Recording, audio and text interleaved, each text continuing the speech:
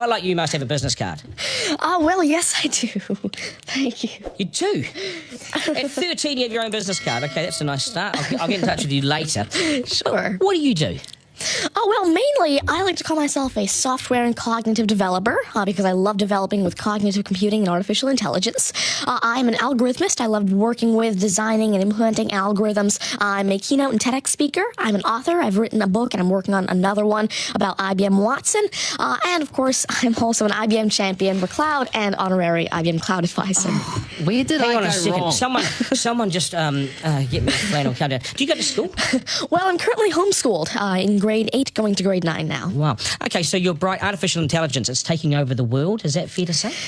Well, you see, that's actually one thing that I believe a lot of people have, the sort of misconception that artificial intelligence is this technology that was made to replace humans at really everything we do, whether it be, our jobs or whatever we do at home every day. But really what I believe is that artificial intelligence was developed and is continuing to be developed for the sole purpose of really augmenting our life and amplifying our skills or capabilities and what we can do every day. But what about when the computers actually learn that they're better than us? Well, you see, that's sort of called a singularity of artificial intelligence, at which point artificial intelligence has surpassed human intelligence to the point that we cannot control it. But really what I believe at this point, artificial intelligence, I won't go into the details right now since we're limited on time, but the thing is right now, artificial intelligence itself as a technology is so foolable and so primitive that either A, we won't reach that singularity point, or B, if we do, it's a very long ways off. Do you understand that, Mark? No. I couldn't. I wanted to take notes for the exam at the end of this. You lost them in the first sentence. Could I perhaps offer you a golf ball? There you go. Thank you very much. You do this YouTube channel, which you teach people. What is that all about, and who is your target audience? Yeah, sure. Now, I actually have a YouTube channel called Tanmy Teaches that I've been running for around 6 years now, and it has over 144 videos and now 22,000 subscribers. And so on it, I love to teach about computing, really programming, these algorithms that I develop, machine learning especially, math, science, and especially technologies like IBM Watson. Because, of course, I like to share my knowledge because I realize that there's this lack of resources for people to learn about technologies like AI, which is why I absolutely love sharing my knowledge through, of course, these YouTube videos, the books that I'm authoring, the keynotes that I have, and really Watson comes in here in such a great way because Watson allows me... What's Watson?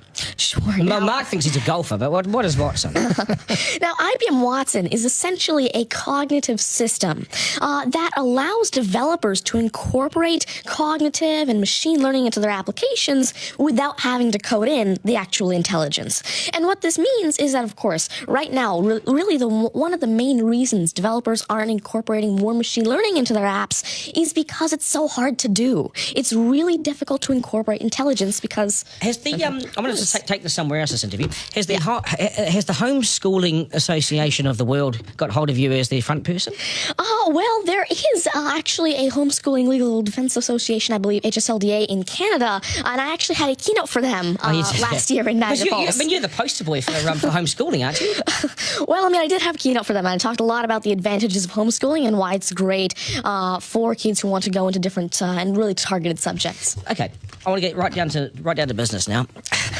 When did you realise you were bright and smarter than most? Well, I originally started coding when I was 5 with simple languages like Fox Pro and Batch. But eventually, at 9 years old, I had my very first iOS app accepted into the Apple App Store called T-Tables. But did your mum and dad do something to you between 0 and 5 that plug you into the wall? What did they do to you at 5? At 5, you were coding. Are you smarter than your mum and dad, by the way?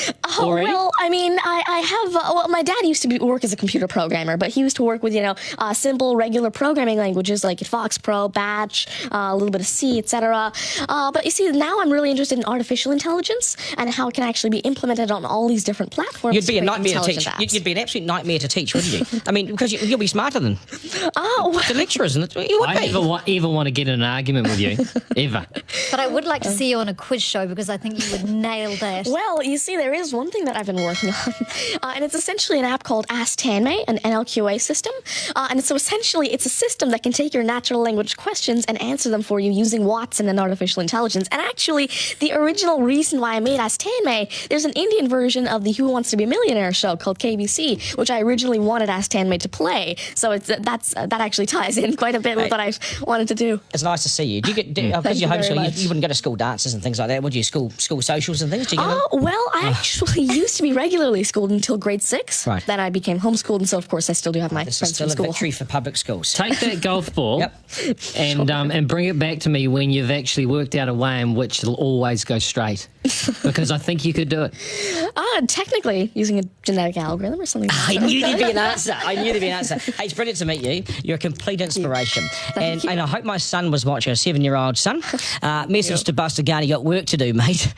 Do your homework, and we got to sharpen things up. Nice to see you. Thank you very much. All the very best. Thank You're you. amazing. Thank you. You're amazing. Okay, news is next, and then we are joined by today's panel, which won't be as smart as this guy, but they'll still be good, and we will head back to some of the beaches for a game of 9 and 10. So much pressure now on the contestant in 9 and 10 just to rip through it and get it right. It's coming up after 8.